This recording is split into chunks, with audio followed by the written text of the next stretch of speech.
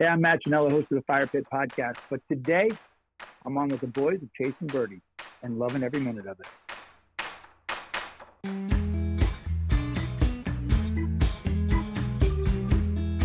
Welcome back, everybody. We got another episode here on Chasin Birdies. Chasin Birdies. Oh, man. What a voice you got there, bud. Chasin Birdies. There it is. You hit that high note like a soprano. I'm really working on it, man. You know, with us going to Nashville more and more, Yeah.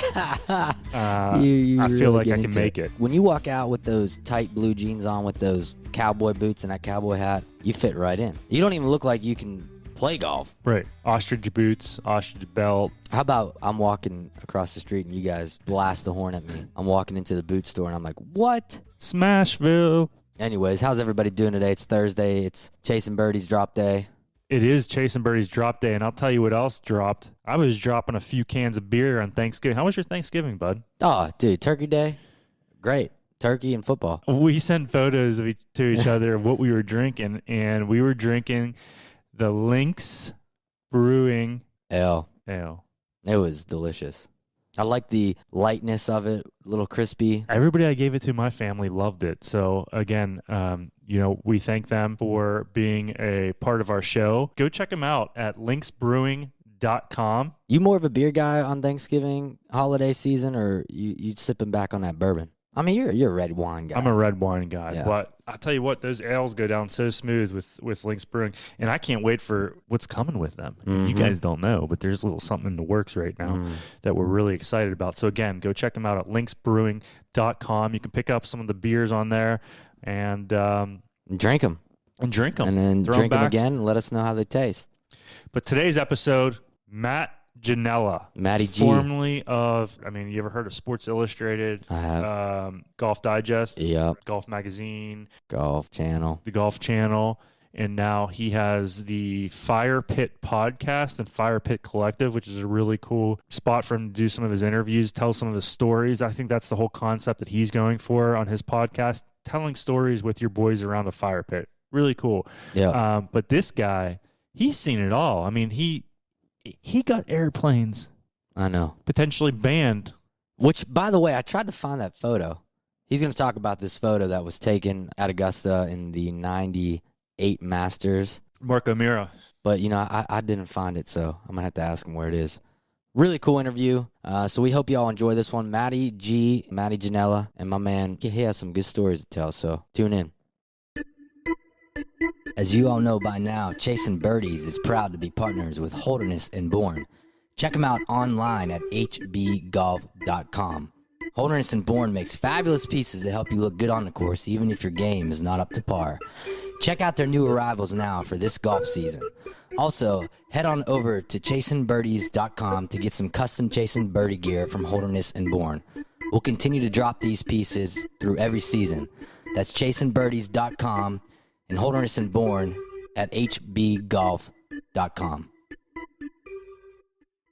Guys, thanks for listening here on another episode of Chasin Birdies. Ryan Bashauer here with Jonathan Pepe, and our guest today, Matt Ginella, very well known in the golf world, travels a lot at very nice golf clubs, puts together great trips, very good editor, fun stories. Matt, thanks for joining us, man. Good to be with you guys. Good morning. Yeah, we're honored to have you. I mean, you are like a well-known TV personnel. TV personality, podcaster now. The guy's doing it all. Chasin Birdies. So you're in Cali right now? I'm in California. Almost a year ago to the day, moved my family from Orlando to San Diego. We live in Del Mar. We're working in Oceanside, set up the Fire Pit Collective in Oceanside, California, right above the offices of Link Soul, right down the street from Goat Hill Park. So anytime you're in San Diego, you got to let me know. We'll go tee it up at the Goat. Well, we had John Ashworth on. That guy is the absolute best. He's a special human being, as you know. But what they're doing at Link Soul, I know that you've been a part of it for a long time, is really cool with the Goat Hill Park and tournaments. Yeah, tournaments, the 2-man events and all that. So, tell us a little bit of what Link Soul has done for you. Well, I did a Fire Pit podcast on the history of the Ashworth brand, which I mean, I don't know how old you guys are, but, I'm 50. I just turned 50 this year. And growing up as a kid in Santa Rosa, California, playing at Oakmont Golf Course, Ashworth, the brand, the golf shirts were everything to me. I mean, Freddie Couples, I wore my shirts like Freddie Couples did. I pulled the sleeves up like Couples did. I knew when the Ashworth shirts would hit the pro shop, I had the pros like putting some aside for me. I didn't dry them. I would hang dry them. I just love those shirts. And so cut to, I'm working at Golf Digest and Golf World, and I get invited to play golf at Brookline Country Club in Connecticut. And my boss at the time, Jeff Russell, said, "Hey, you want to play?" I said, "Yeah." Who are we playing with? He goes, "Oh, John Ashworth." I said, "John, like John Ash, the guy?" Yeah. And I met him that day. This has got to be basically 20 years ago. And he was as cool as you'd wish he would be. He was so engaging and so kind and so thoughtful, and, asked me more questions than I asked of him. And I walked away going, "Are you kidding me?" Like this? And he shot like 72. He had like this great golf swing. He did it effortlessly. I'm like, God damn. So we ended up staying in touch. At that time, he was starting a company called Fidra after Ashwood and before. And so he started sending me shirts. I kept cultivating that relation. Well, now cut to, he's basically like a big brother to me or a best friend. We play a lot of golf together. And for me, we're all trying to figure out life in general. We're not just chasing birdies. We're chasing sort of the birdies of life, right? And exactly. To have a guy like that in your life who he keeps you going. I call him the bumpers in bowling. Like he just makes sure the ball keeps going in the right direction. Right. And I watched how he has immersed himself and committed himself to his community. So it goes beyond just like, oh, I want to break 80 or 70. I mean, his relationship with the game and his community and Goat Hill Park and Safe, together we've been able to do some really cool things because he has these initiatives and I have this platform. And so he'll say to me, "Hey, I need some publicity for this Goat Hill Park project I'm working on." Well, he says that, like, I'm in. Right. I'm in on whatever he is doing. And this Saturday, we're the 4th annual Wishbone Brawl. Myself and the Fire Pit Collective will be covering this event. We're going live. We're going to live stream. That's awesome. And it's Xander Schauffele and Dean Wilson versus Fred Couples. So it comes full circle. Fred Couples and Will Crop from Oklahoma, who played on the Latin American Tour. He's the local guy who is the club champion at Goat Hill Park and the course record holder at 10 under. So that's going to happen this Saturday. There's probably going to be 800 people out there. That's so awesome. And again, it all supports North County Junior Golf Association, which John grew up playing with Dave Emmerich, who's really good friends with Xander Schauffele. And that's also this Goat Hill Park Caddy Academy, which is based off the Solich Caddy Academy, which is one of the original stories I did at Golf Channel on, how taking kids and giving them opportunities to caddy, earn money at very little cost to the player, but it's all subsidized and funded by people who donate money for the good of the cause, good of the community, good of the game. That's awesome. Just a bunch of feel-good stuff. And if you're hanging out with John Ashworth, you're going to have those opportunities. And him, Hank Ashworth, the whole Mary, the whole family is just salt of the earth. They're the best. And Jeff Cunningham's nephew is an incredible artist, like insane artist and designer who really, the whole family's part of the company. And so we got a really cool hub here of creative stuff happening in Oceanside, California, and feeding off of each other. And that's badass. Fun. It's super fun. You've mentioned Fire Pit Podcast. Can you tell the listeners a little bit about your podcast and what you're doing at the Fire Pit Podcast and Fire Pit Collective? Because it is really interesting how, again, you were with Golf Channel about 2 years ago, and now you've taken this new venture on, which you're very successful at right now. Well, it's been a bit of a blur, but I mean, in COVID is when we sort of started this podcast. My producer of 8 years at Golf Channel, Alex Upeghi, and I have traveled the world together. We've, covered the game of golf together. And during COVID, it was like, well, how can we keep telling stories from our house? What's a cost-effective way of still, being involved in storytelling? So we started Fire Pit Podcast, and it was the general concept is tell one story using multiple voices. Some of the best stories I've heard or, heard about, I tracked down and I've been telling them. I've had to kind of hit pause on the podcast the last 3 months because I've been so busy with the build out of the Fire Pit Collective, because ultimately the podcast morphed into what has become a company. I started realizing early on at Golf Channel, there's a lot of inefficiencies with the way traditional linear broadcasting was working. They're charging a lot, and in my mind, under delivering. So, for example, if I went out for 5 days on a travel shoot, and we were shooting sunrise to sunset, and we had all of that material. Well, we'd come back and end up with a 4.5 minute feature that would air on Morning 5. Right. 4.5 minutes. That's killing the cow and only eating the fillet. It was like, where did everything else go? We've got this, that. Why don't we turn that into a podcast, strip out that audio, make that a digital short, make those some social posts. But that really wasn't the business model there. That level of inefficiency really actually bothered me. It was hard for me knowing what we had and knowing what the viewer was seeing and what was going to waste. Like if you clear the table at the end of dinner and nobody ate their food and you're knifing that into the garbage can, you feel guilty about it, right? You're like, wow, this is kind of a waste. It doesn't work. Yeah, waste. And so what if you did that every day, day in and day out? Like that starts getting to you. And it got to me. So eventually you got to do something about it. You can't just feel bad about it. You got to do something about it. So when Alan Shipnuck was feeling the same kind of frustrations at Golf Magazine and golf.com, he and I go way back to Sports Illustrated. We've been good friends through 25 years. I said, well, Alan, there is another way. Knowing what I know about the business and where technology is going and distribution is everywhere now, the walls are down. I was like, why don't we team up? Let's make this an actual collective. And he said, I remember the day, it was probably March of this year. And once he said now it was like 1 + 1 = 3, because now we had multiple content creators covering 2 different verticals. So he was taking on the pro game. I was taking on lifestyle. We both have podcasts. We both have weekly contribution. We both have long form features we're working on. Now it starts feeling like we're a modern media network. And then we added Ryan French, Monday Q Info on Twitter, who had built an incredible brand doing amazing things authentically, organically. It was like, okay, let's take Ryan French. We'll put him in a vertical called Dreamers. He has a podcast. He has weekly contributions. He's been working on multiple features and docuseries concepts. Then we added Colt Nedler, who's an incredible content creator, videographer, editor, storyteller.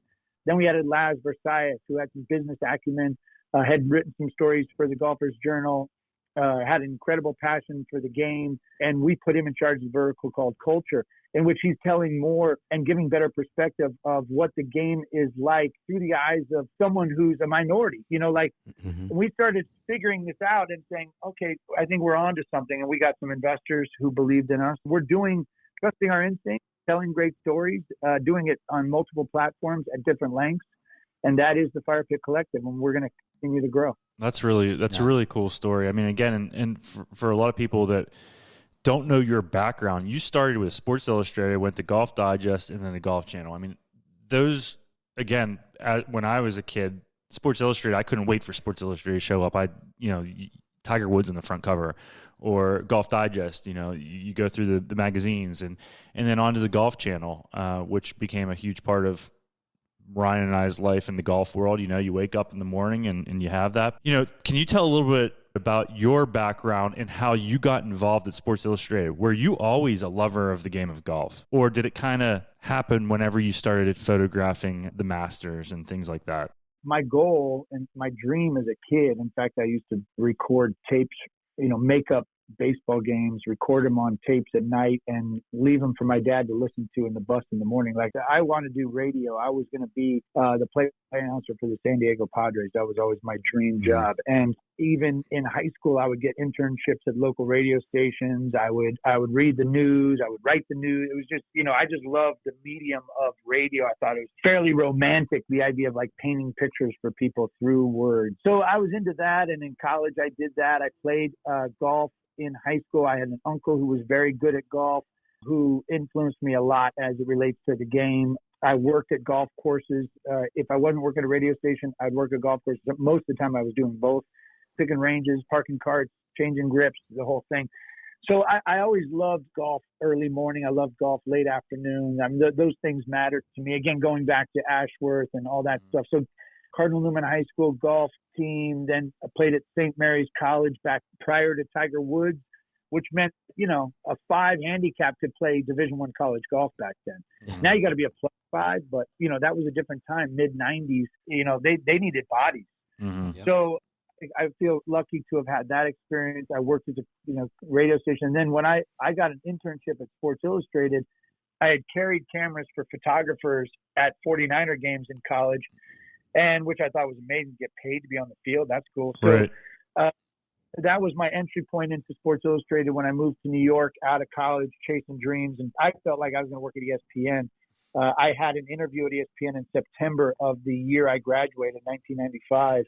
And in the meantime, I got an internship at SI, and I was like, oh my God, this is crazy. I'm at Sports Illustrated in Time Life building in New York City. I would steal some of the letterhead and some of the envelopes. And this is so, my buddy's letters on Sports Illustrated letterhead being like, acting like, oh, look where I am. It was pretty amazing.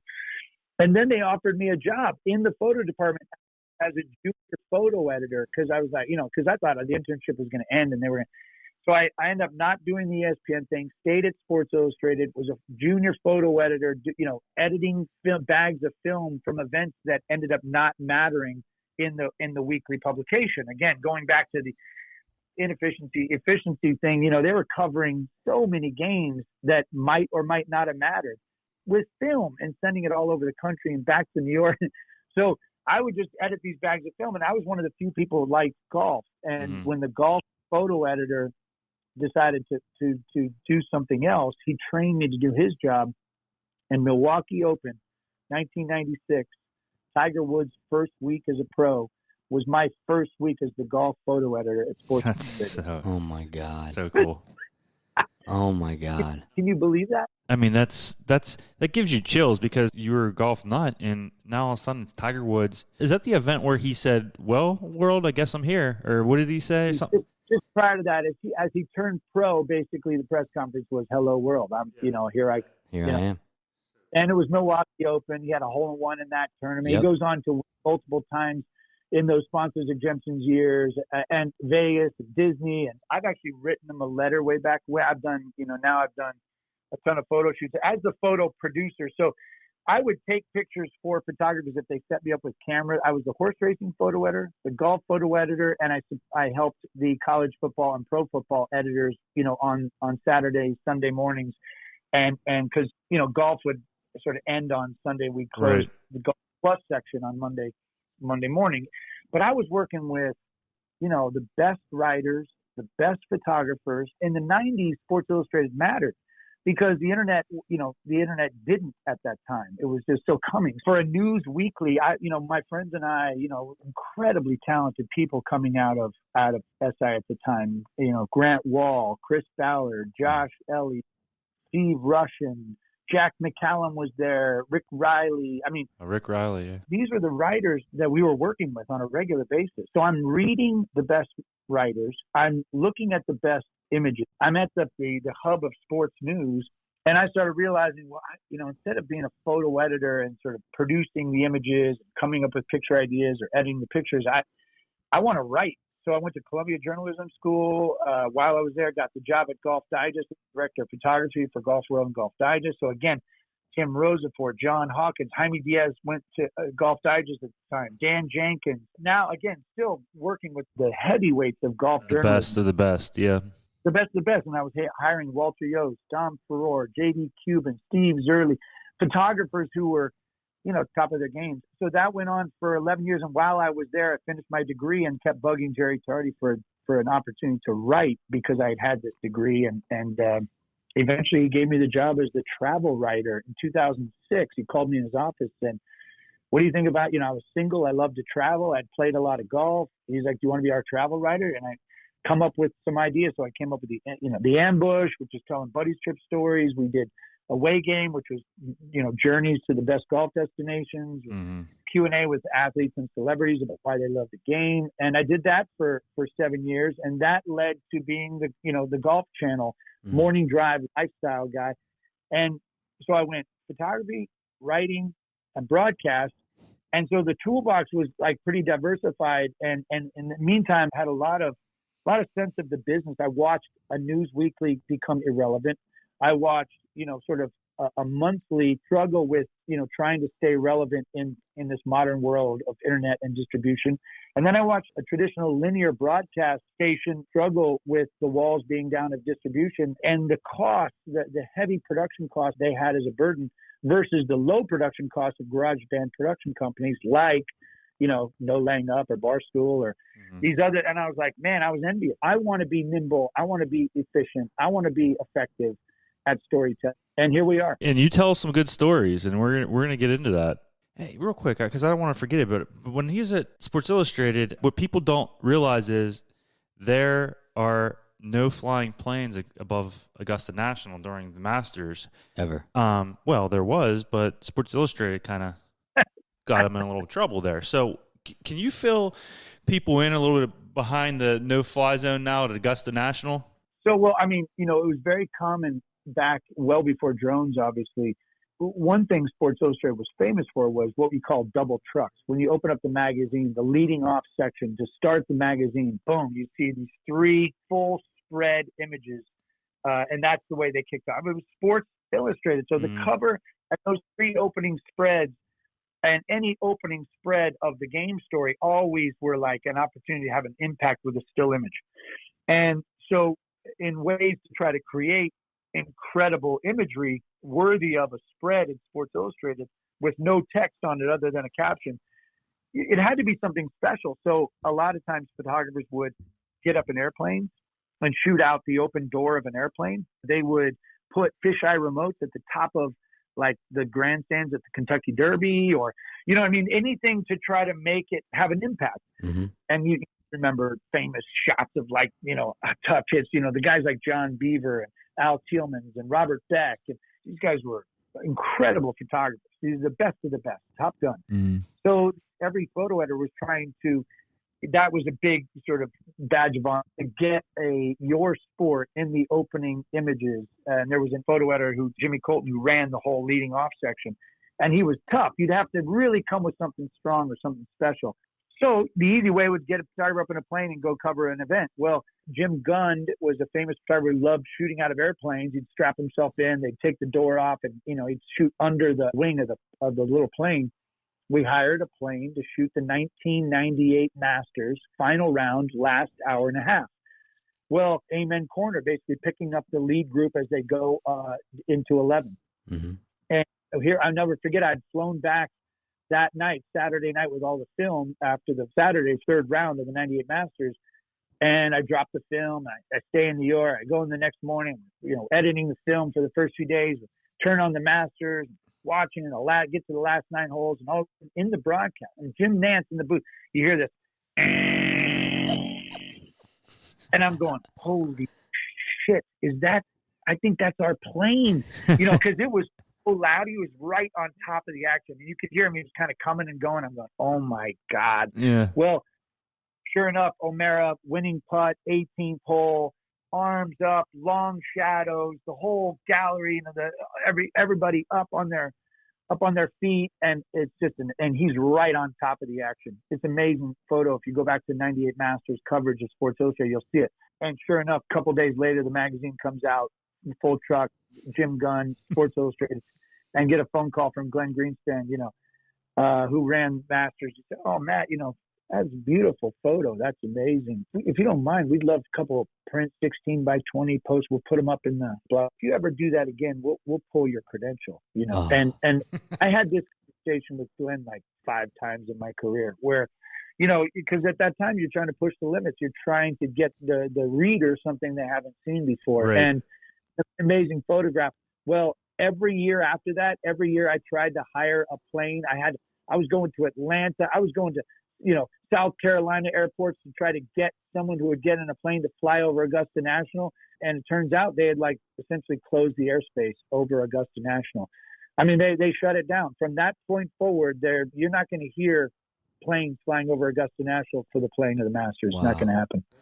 That's an awesome story. It's so cool. I mean, gee whiz.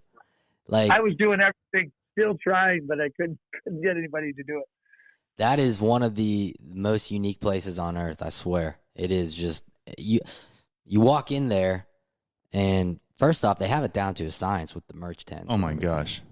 But just the vibe, man. When you get on that course, it's heaven. That's what people do. It is heaven. Augusta National is heaven. It is incredible. The first time I went was 1997, so I get the photo editor job at the end of 96. I obviously go to the 97 Masters. Back then, you could get credentials for, I got my uncles and my dad and my uncle credentials to carry cameras for Sports Illustrated photographers, even though they had no intention of actually carrying cameras. They just wanted to get in. So I'd get them in as photo assistants. I'll never forget, my Uncle Bill and I walked in because the media could get in an hour before the patrons at the time.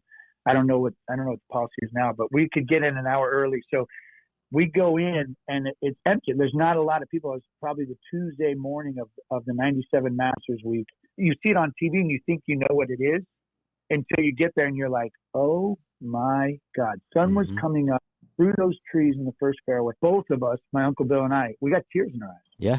Because if you're a golfer and you're into the soul of the game and kind of the history, and if that doesn't hit you, then you're actually not a golfer. Right. Nothing will. There's only one other golf experience, Matt, that I've had that I put into the surreal Augusta golf history moment, and that would be Pebble Beach. And you just walk around Pebble Beach and you just think about, Jack Nicklaus, Tom Watson. Everyone has been through those hallowed grounds, right? And there's not very many golf courses in the world that all those guys have been on. Yeah, it's the Pebbles, the Pinehurst, the Augusta National. Obviously Cypress Point is incredible. Then there's also Royal County Down, Lahinch, Royal Dornick, the old course at St. Andrews. Obviously, it's in a league of its own. Waterville. Royal Melbourne is these cathedrals of golf. They exceed expectations. You think, and then, oh, by the way, Bandon Dunes at sunset on the 16th green. You get that interaction of sort of Mother Nature, what's happening along coastlines or in the trees or in the dunes, and, long shadows, early morning, late afternoons, good friends or family members or something special, big events, chasing birdies. We're chasing those moments, things that go through you. You know what I mean? That right. Oh, what's going on here? There's something extra. Something's coming out of the ground here. Yes. That's not normal. Yeah, it's that the experience that golf, you get on a golf course, obviously everyone wants to play well, but I think as I get older and continue to play golf, I'm moving more towards how playing the game, where I play it, who I'm with, how that affects me in terms of an experience, as opposed to me going out there and saying, I need to shoot 70. I need to shoot 68, 75. That goes away now for me. Obviously, I still try to play well when I can, but I think what I'm trying to say is with you, it's about that experience. It's about being with a good group of friends, sitting around afterwards, having some drinks, telling stories, and being at some of these top golf courses and not so much worrying about what you shoot. Does that make sense? You're in good company. That is the evolution of the life of a golfer. I think back to myself. I see my kids. I think back to myself like, oh, right.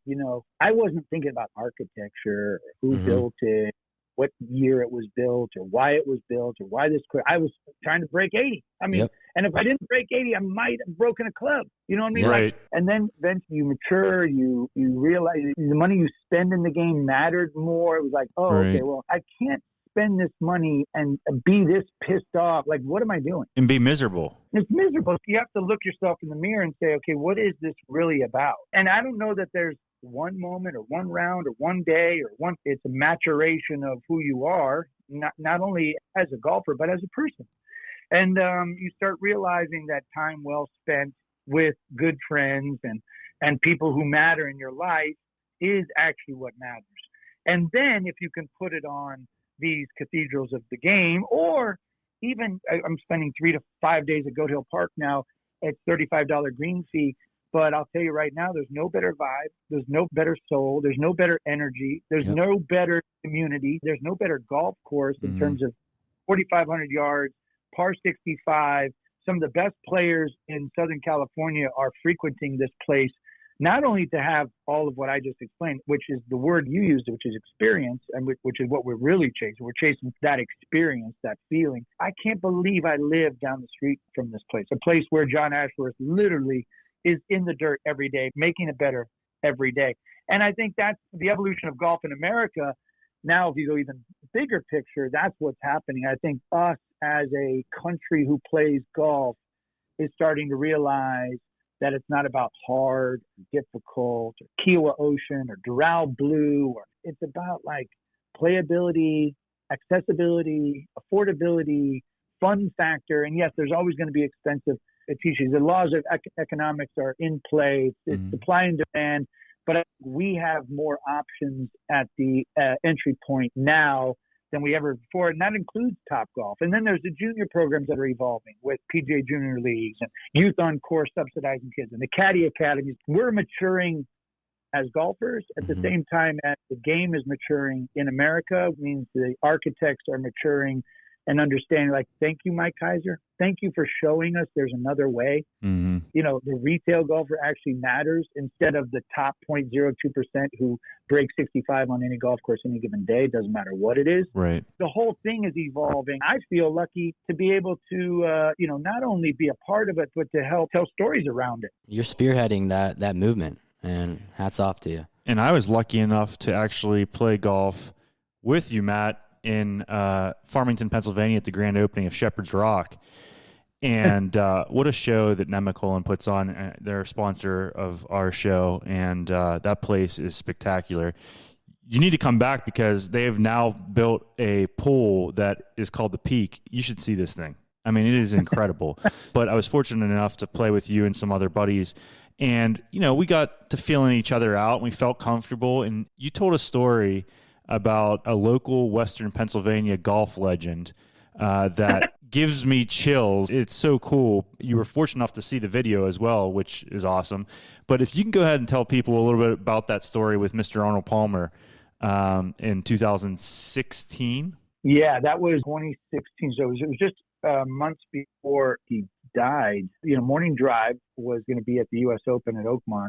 And Golf Channel, started by Arnold Palmer. Arnold Palmer is a big part of whatever it is we were doing as a company, as a network. And the word was that he wasn't doing well health-wise. And leading into the Open, you'd hear these rumors like, oh no, is he going to be okay? And you just didn't know. And the question was he going to come to Oakmont from Latrobe? And we had gotten word on early that week that he was not coming, that he wished everybody well, that he actually was feeling better, but that he was going to stay in Latrobe and watch from a distance. We made that announcement on Morning Drive, and Damon Hack and Gary Williams and I, actually, we've since gotten together, and I recorded this with Doc Giffen, Arnold's longtime consigliere, on the Fire Pit podcast. So if you want kind of the full story with multiple voices of people who were there, you can hear it on the Fire Pit podcast. But anyway, we also heard that Friday morning that we were going to not be on the air that day. There were some weather delays that moved back tee times, and we couldn't be on the air when Fox was on the air, so they canceled Morning Drive.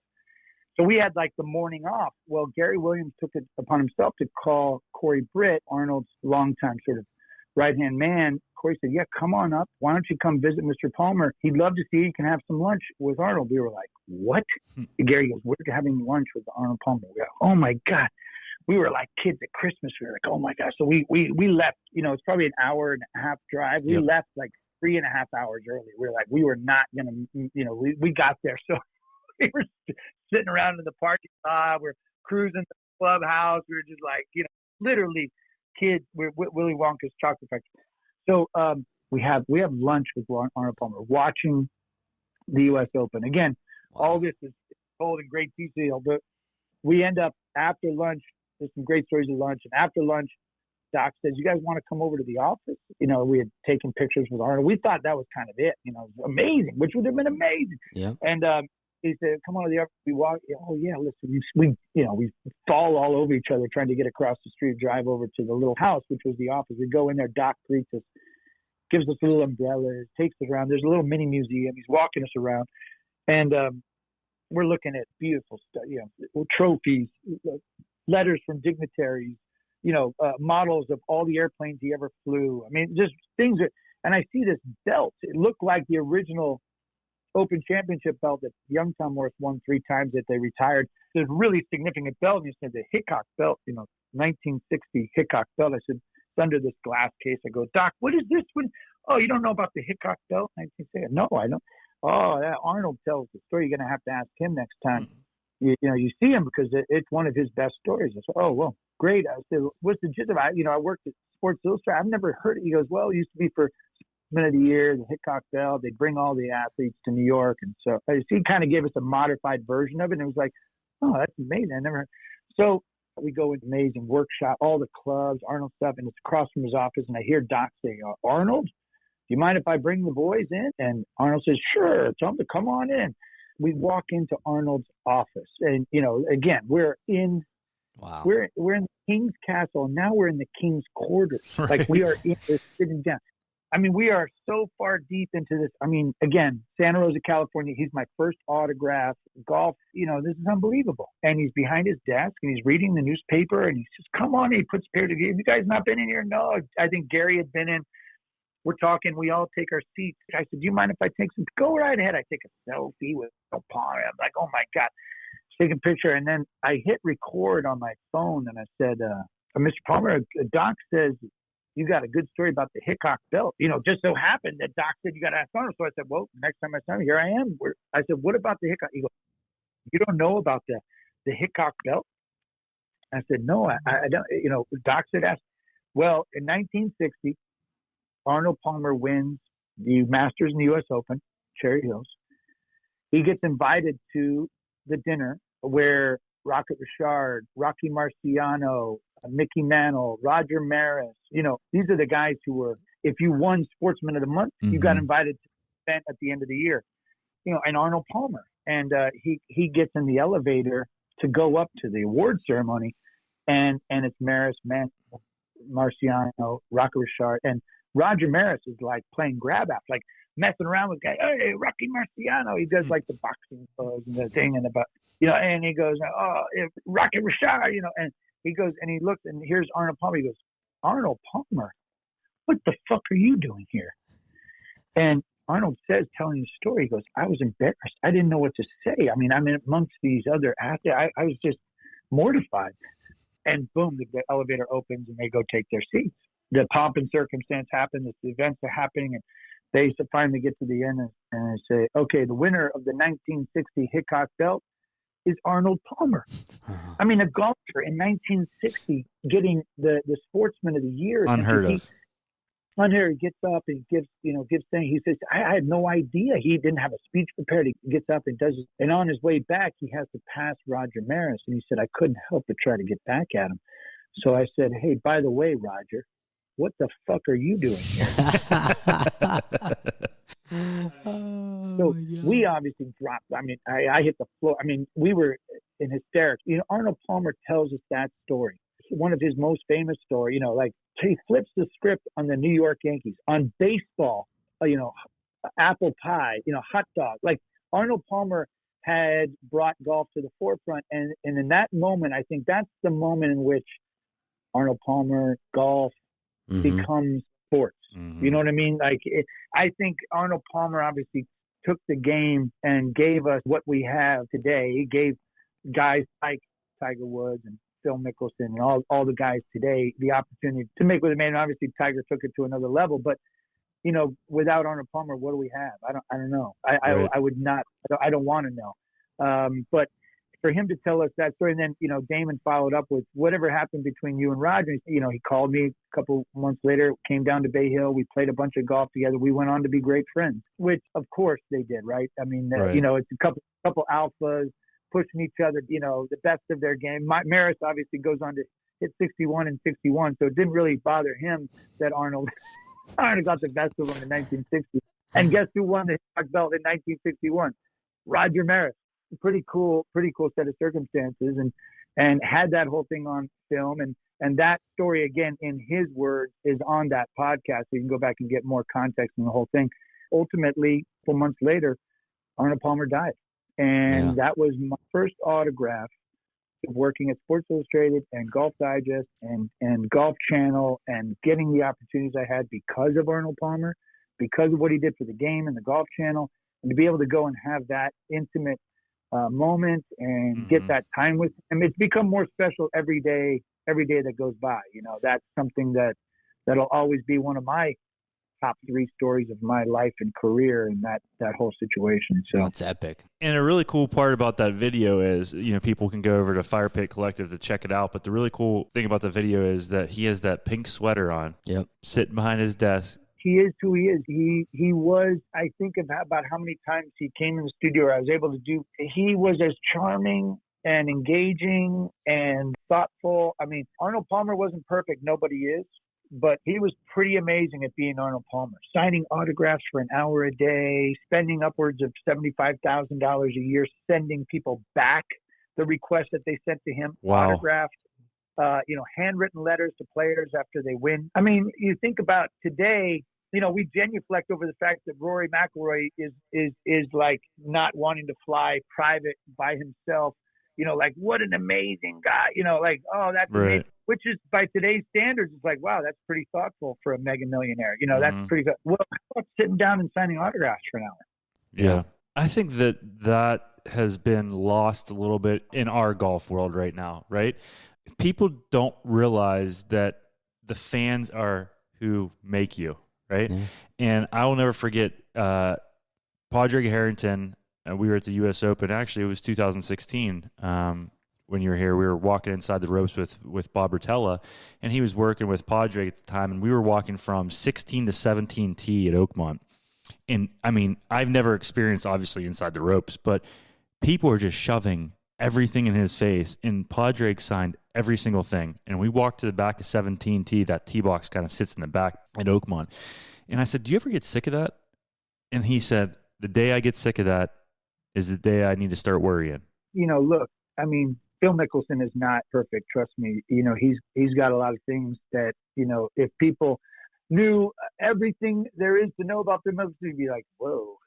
But I mean, at the end of the day, he's really good at being Phil Mickelson. Yeah. You know, after the U.S. Open 2006, after he gave it away, I watched.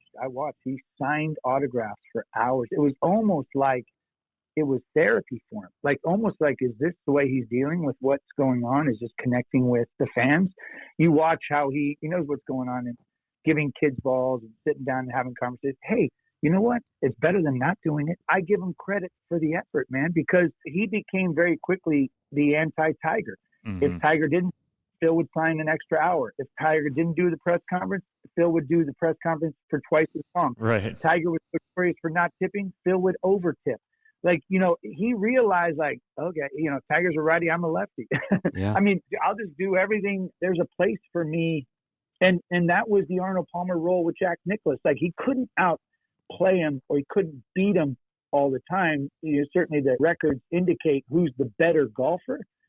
But, I mean, they have their place in the game as people who are connecting with the fans, the people who actually pay to play or pay to watch or whatever. It does matter. Of course it matters. Yep. And without it, without the fans and without the frenzy around it, they have nothing. And now social media makes it so easy for people to object their opinions, so to speak, on anything. I mean, which I don't necessarily know if that's a good thing. Definitely makes for some good entertainment. But, you know, someone posts something up and, you know, it allows someone just to voice their opinion, and everybody's entitled to opinions. But back in that time frame, you know, talking about Jack and Arnie, the outsiders' opinions weren't always heard just because it wasn't available. There's good and bad to all of it. I mean, you know, and you see the good and you go, wow, the efforts to try to help somebody or raise money or people in need or have a pressing question or connecting. Some guys are really effective at utilizing the platform. I mean, like Phil. I mean, Phil has adapted to, you know, tremendously. Max Homa obviously has made a huge name for himself, not only what he's doing on the course, but what he's doing off the course through various platforms. And I think you're going to see a lot more of that. We're doing a digital series with Bubba Watson where he plays municipal golf and tries to break the course record while he's playing with his buddies. And it's going to really put him in a different light. You're going to see a whole different side of Bubba Watson. I think a lot of these guys are developing. They have the knack. They have the opportunity and the ability to utilize, you know, distribution and platforms and storytellings around who they are and what they are. Rory's amazing at being Rory McIlroy because he's just so honest and forthcoming and open about who he is and what he is and what he's feeling and what he's going through. If you guys watch Formula One Drive to Survive, it's my new latest session. But the storytelling and access and opportunity to get into that sport, it's like Hard Knocks of Formula One. I had no idea about Formula One. Now it's all I can watch. I'm taping races because of the storytelling around the people who are involved in the sport, not only just the drivers, but the infrastructure and the business of the sport is fascinating. That's where this is all going. A deeper, richer experience, again, the same word, of how we're consuming, the world around us. Yep. And that goes for if we're playing golf at Goat Hill Park, or like you say, even all the way up to Pebble Beach, Bandon Dunes. Bandon is a master at is the experience. What Mike Kaiser figured out is I want people to not just come here once. I want them to come back. What a concept. Well, look at the Discovery properties. I mean, those things are as attractive as it gets. They flew in the face of, like, the recession. I mean, I was like, well, this doesn't really make sense. But rich people didn't really not become rich during the recession. They might have been a little less rich, but they still wanted great experience, right? That's the high end. And thank God we've got the low end, like Goat Hill Park. Then we have everything in between. Right. It's full circle, Matt. I love it. Well, I'd love to get you up here to West Virginia. I've been telling Hammer, I know he just had a knee replacement, but come up here and play Pikewood National in Morgantown. Obviously, you being an experienced golfer and a thrillist, so to speak, I think you would find it amazing. You would love it. I mean, I would love to make that trip with Hank. I always tell John, I joke with John, I go, I think my favorite Ashworth is Hank Ashworth, actually. I mean, Hammer. They're all... Ashworth's family is, I say they're angelic. They seem to have a greater cause. They just do things in a way where you're like, man, that's just way cooler than I could ever do anything like that. You know what I mean? Absolutely. We're going to transition this over to the last segment of our show, Matt. Obviously, it's been a pleasure hearing these stories. And Jonathan's going to ask you, this is called our Tap-In segment, which is brought to you by Bettinardi Golf, makers of fabulous putters, wedges. Check them out at bettinardigolf.com. Jonathan's going to ask you 4 or 5 different questions here that require your quick response. So here he is. Let's roll into it. I'm starting right out of the gate with a tough one. Favorite golf course? I'm not good at being short, as you probably have already figured out. But No, you're good. Josh Smith and his brother Matt Smith started Flag Bag, which is they take flags from golf courses and turn it into a golf bag. And it's an amazing concept. It's an amazing business, an amazing, cool thing. And I thought long and hard. And it takes kind of 6 or 7 flags to make up a bag. So I took this year and I said, I have a soulful connection to these 7 courses. And it's Pebble Beach. So the course I played with my dad after high school graduation. I'm a Northern California guy. So Pebble Beach, for all the reasons we've already discussed, is an incredible experience.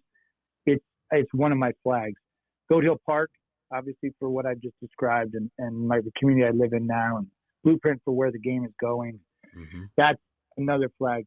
Waterville in Ireland is, I go there for the father-son. I played a lot with John Ashworth there.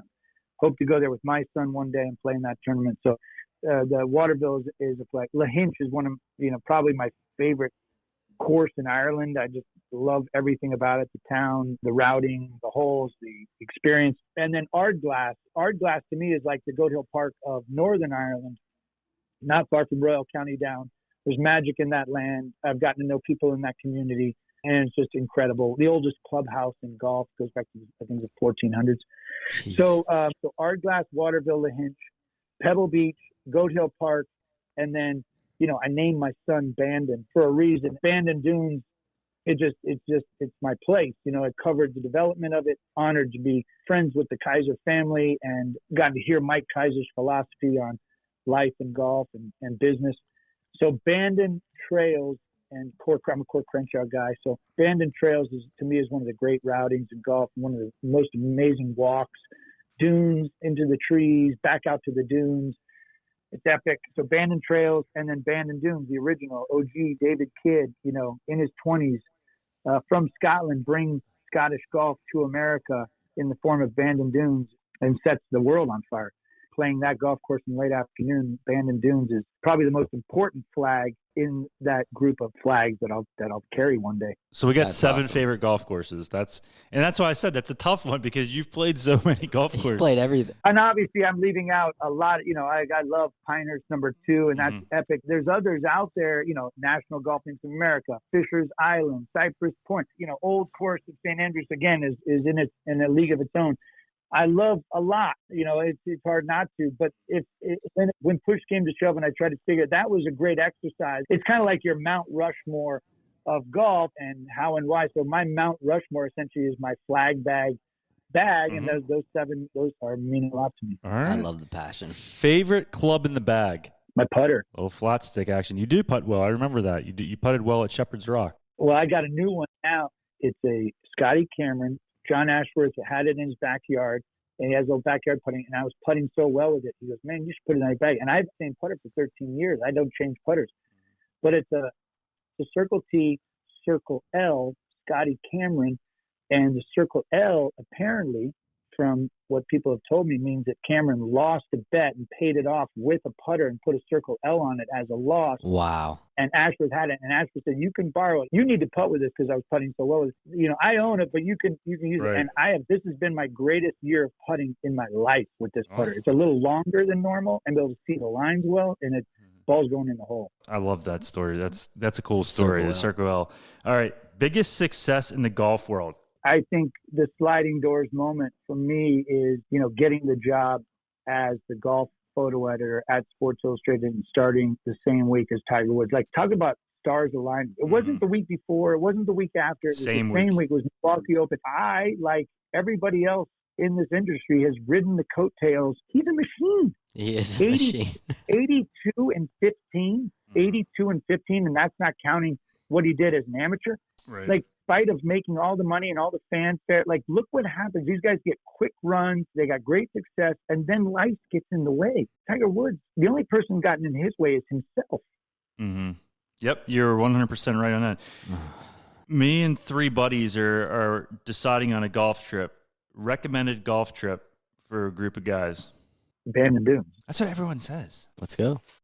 People give me shit. They think I'm on Bandon's payroll. Like, there's never not been a time that I've left Bandon that I didn't have to leave my credit card. Like, people think I'm like, it's like, okay, have you been? If you go, then you'll realize why I love the place so much. Everybody who goes is like, oh my God, this is amazing. Yeah. 5 elite golf courses plus a short course and a putting course in, southern coast of Oregon. Variety, service, ease of sort of logistics, in different places to eat, different things to do. I don't know. I mean, you can't beat it. So Bandon Dunes, everyone, book We got to it there. go. We got to do it. We can't thank you enough, my friend. This could go on for... I mean, Jonathan, he can sit here and talk to the wall. So, I mean, it could go on forever. And we're going to have to catch up with you when we come out and visit Johnny Ashworth and the boys at Link, so we'll mosey on up the steps to your area. Standing invite, get you some fire pit swag and some Link Soul. We'll head up to Goat. We'll have an incredible day. We'll play some music. We'll wear T-shirts. There'll be dogs running around. We're going to play a great golf course. We might have emergency 9. We'll go over to the playground, 3-hole short course. It's all here. I can't wait, man. We're definitely going to take you up on that, Matt. And, man, I wish you the best with the podcast. Definitely check out the podcast. And we appreciate you coming on here for this episode of Chasin Birdies. Thank you, boys. I appreciate you and hope to cross paths soon. Matty G. I think he's still talking right now. He was awesome. He was awesome. And I laughed because I asked my man his favorite golf course, and we got 7 of them, which they're all good. But Matty G has some incredible stories, and he could have kept going, which is cool because maybe we'll be on his podcast one day. Matty G, if you're listening, bud, bring the boys on over to the fire pit, and we can chat. Well, actually, no, I do look forward to linking up with him in San Diego, which is definitely going to happen in 2022. Great guy to be around, great cause, great everything. So we hope y'all enjoyed this The Arnold episode. Palmer story, dude, that gives me chills. I mean, that's in our Chills. backyard, bud. In the backyard. So you guys got to keep a watch. We're going to drop a little banner sesh coming out soon. 12 Days of Christmas, maybe? 12 Days of Christmas. We're going to highlight maybe some Some gifts that you want, that I want? Yeah, because we need those. Maybe some gifts that y'all need to maybe get your game better, get your mind right. And also make sure you, in the meantime, until we release that, make sure to go over to chasinbirdies.co. Check out the new swag that we got up. Holderness and Bourne, the Ward sweater, the Anderson shirt. Bud, they've been selling. That sweater, I've been saying from day one, the Ward sweater is where it is at with Holderness and Bourne. Yeah. That thing is so comfortable. We've had a lot of people buy that, and Yeah, man. they're asking for different colors now. I mean, Bud, can we just hold on? Let us get through this first. Yeah. And then new T-shirts coming up. There's a woman's T-shirt. There's a men's T-shirt. The hoodie. They're as soft as it gets. So make sure you go on over there, check it out. Also, Chasin_Birdies on Instagram. Go like us on Facebook. Tell your friends. Tell your family. Tell your family's friends. Tell your mom. Everybody. All right, Bud, that's you're stepping on there.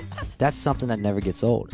Anyways, guys, thank you for listening to this episode of Chasin Birdies. Thank you to Evo and his team over at Simpler Media for putting this together, and Rachel London for all her help on the social handles. Y'all have a good day now.